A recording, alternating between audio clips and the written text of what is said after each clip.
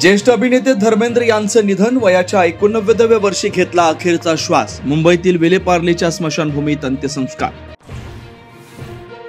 आगामी मुंबई महापालिका निवडणुकीत भाजप 35 वर्षाखालील 40% तरुणांना तिकीट देणार. युथ कनेक्ट कार्यक्रमात मुख्यमंत्री फडणवीसांची घोषणा.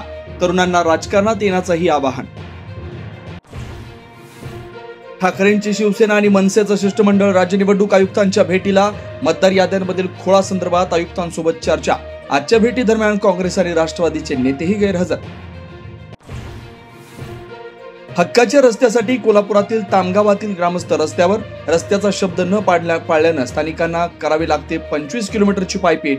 आंदोलनादरम्यान पोलिसांसोबत बाचाबाची. डॉक्टर गौरी पालवे आत्महत्या प्रकरणी मंत्री पंकजा मुंडेंचे स्वीय सहाय्यक अनंत गर्जेला पोलीस कोठडी. 27 तारखेपर्यंत अनंत गर्जेची कोठडीत रवानगी. मुंबईच्या चेंबूरमधील काली मातेच्या मूर्तीला मदर मेरीचे कपडे घातल्यानं तणाव. पुजारी रमेश जोगेश्वरला 2 दिवसांची पोलीस कोठडी. धर्मांतरणाचा डाव असल्याचा हिंदुत्ववादी संघटनांचा आरोप.